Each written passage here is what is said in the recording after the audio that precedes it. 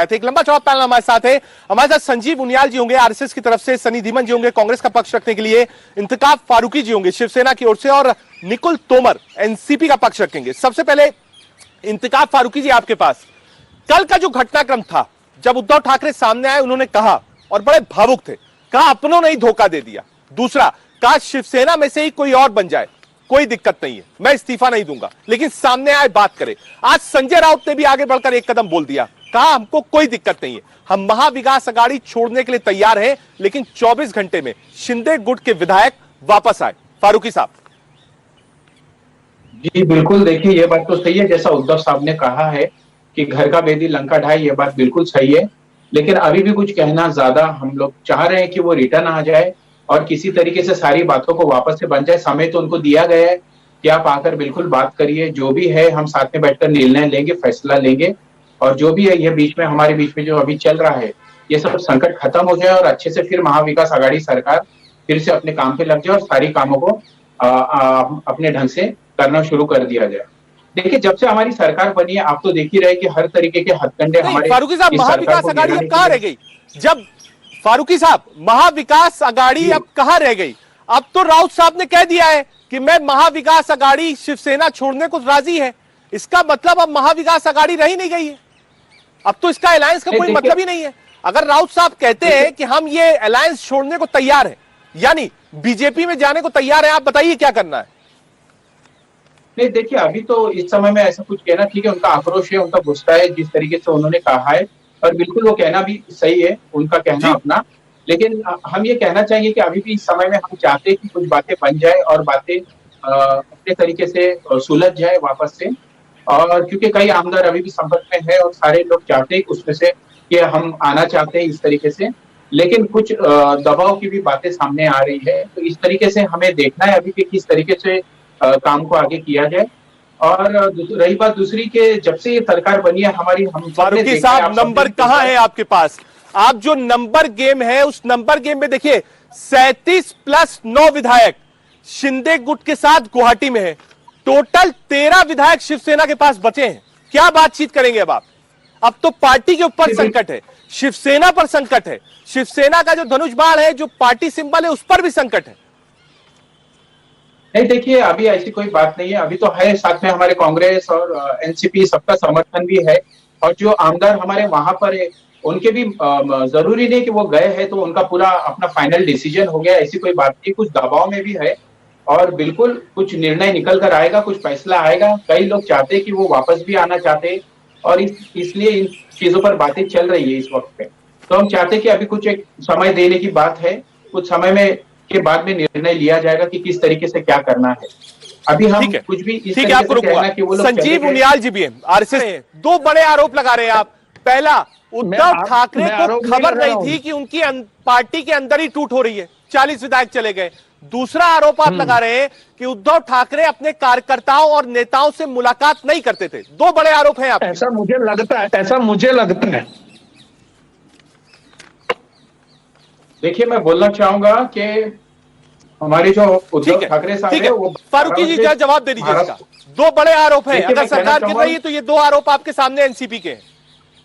देखिए, मैं बिल्कुल आपको बताना चाहूंगा कि हमारे सामान्य उद्धव ठाकरे साहब बिल्कुल सबसे बराबर संपर्क में थे, सबको बराबर समय देते थे, मातोश्री पे पर भी, और जो उनका बंगला वर्षा वहां पर है, बिल्कुल मंत्रालय में वहां पर भी उनके पास में, वहां पर भी लोगों से मुलाकात बिल्कुल करते थे वो, ठीक है ना।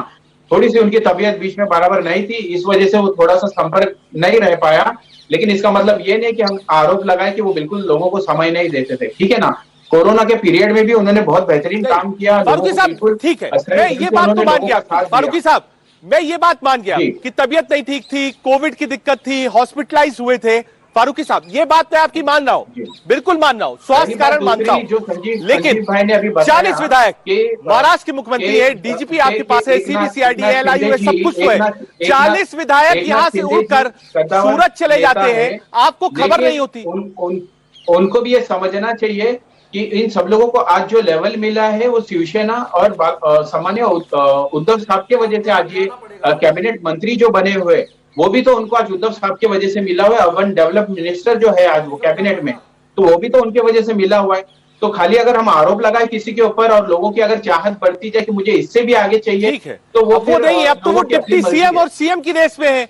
अब वो शिवसेना पर कब्जा करने की तैयारी में है। अब कहां आप बात करेंगे कि पहले वो अर्बन डेवलपमेंट मिनिस्टर देखिए, थे, शिवसेना में वो तो आके कोई कब्जा डिप्टी नहीं कर सीएम और सकता। 2 मंत्री शिवसेना जो बनाने और बनी है, पार्टी पर शिवसेना अपना सिर्फ और सिर्फ कब्जा करने के शिवसैनिकों उस की पे वजह से वो बनी है। कहां याद रहेगा खाली कि अर्बन विधायकों की डेवलपमेंट वजह मिनिस्टर। से सनी शिवसेना दीवान के नहीं पास बनी है, चलेंगे। शिवसेना सनी, शिवसैनिकों की वजह से अब बनी तो है। बिल्कुल जब ऐसा बिल्कुल साफ कर ये चुकी कहना है, गलत है कि सनी को इसके सवाल है विधायक मेरा, वहां चले सनी गए, अब जब तो इसके बिल्कुल वजह से शिवसेना शिवसेना साफ को कर चुकी है, मातेश्री में दोबारा भेजने का दम रखता हो, इतना दमखम रखता हो और ठोक के कहता हो कि क्योंकि हिंदुत्व से आपने समझौता किया, ऐसा इसीलिए मैं आपका साथ नहीं दूंगा। मुझे सारे में से सिर्फ मोरल ऑफ द स्टोरी ये लाइन नजर आती है।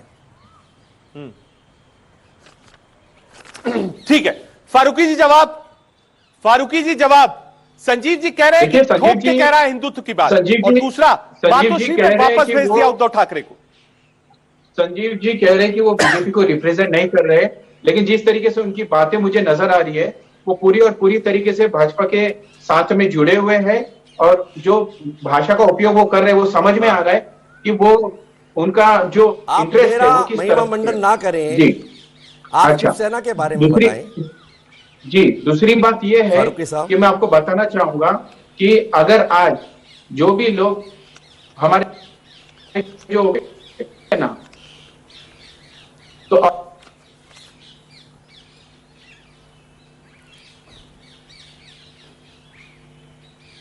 हमारे वो आज पूरा देश उनको मानता है और उनको जानता है। आज तक स्वर्गीय बाला साहब कहीं किसी के यहाँ जाते नहीं थे, लोग उनके पास आते थे, ठीक है ना। और हमारे उद्धव साहब आज उस घर के पुत्र है जो शिवसेना को चला रहे हैं।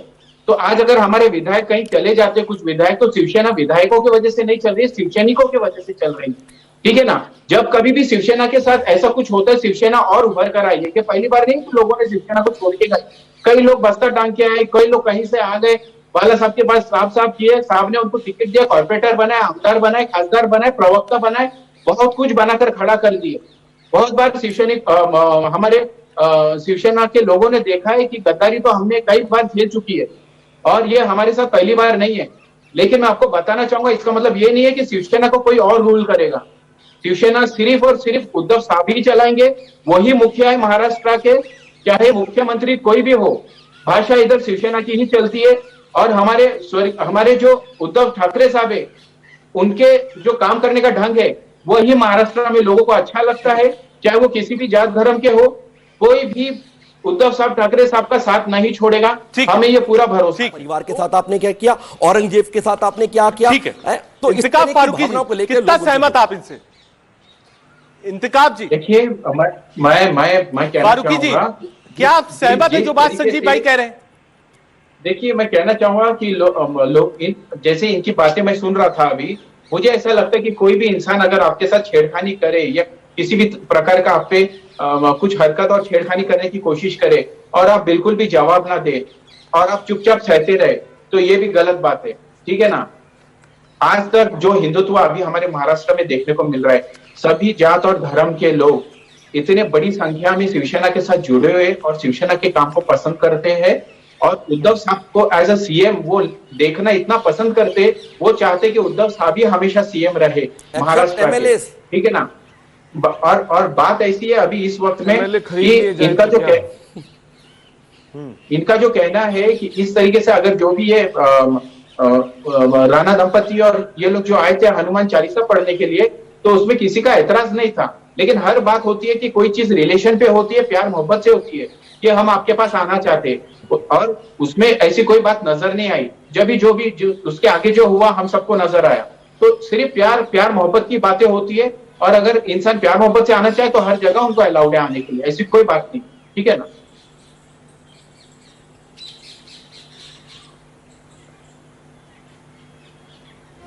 नहीं, जो डाउनफॉल की बात कर रहे हैं कि साहब शिंदे जी विधायक रहे, मंत्री रहे, वो जनता को जाकर क्या समझाएंगे कि जिस शिवसेना की हम राजनीति करते हैं, उस शिवसेना की सोच बदल चुकी है सरकार में आने के बाद?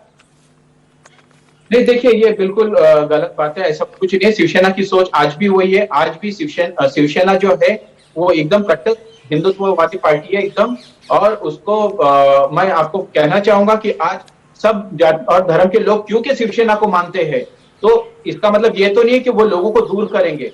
हर कोई लोग उनसे जुड़ना चाहता है, उनके साथ काम करना चाहता है, और एक सेकुलरिज्म अगर सामने नजर आता है तो इसका मतलब ये नहीं है कि लोगों को हटाया जाए और हम सिर्फ जो हिंदू है हम उनके साथ काम करेंगे, ऐसा तो नहीं है ना। हर कोई शिवसेना के साथ जुड़ा है तो इसका मतलब ये नहीं है कि वो सेकुलर पार्टी है या अब वो हिंदू पार्टी नहीं रही, ऐसा तो नहीं है। मैं आपको कहना चाहता हूँ कि शिवसेना आज भी वही कट्टर हिंदूवादी पार्टी है और वो सबको लेकर चलना चाहती है। इसलिए महाराष्ट्र में जो आज इतना लोगों का प्यार शिवसेना को मिल रहा है सब तरफ से, और कुछ लोगों को वो अच्छा नहीं लग रहा है देखने से, मैं ये कहना चाहता हूँ। ठीक है, ठीक है फारूकी साहब, एक सवाल और आपसे।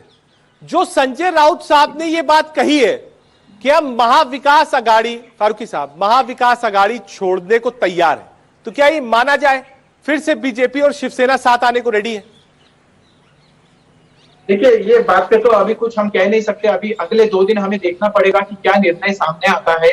हो सकता है क्योंकि वहां से भी कुछ विधायक हमारे साथ संपर्क में है अभी भी, और वो चाहते हैं कि वो संजय राउत साहब ने कहा है, फारूकी साहब संजय राउत साहब ने ये प्रेस कॉन्फ्रेंस में कहा है कि विधायक वापस आ जाए, हम वापस बीजेपी चले जाएंगे, महाविकास अघाड़ी छोड़ देंगे। ये तो उन्होंने ऑन रिकॉर्ड कहा है, इसमें तो कोई बहस की बात है ही नहीं।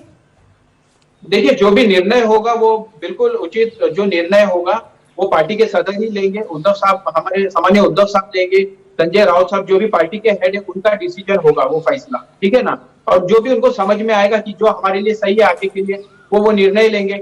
लेकिन अभी जो हमारे उद्धव साहब ने बिल्कुल शिंदे साहब के लिए मैसेज भी दिया है कि आप आइए, हम बैठकर बात करेंगे।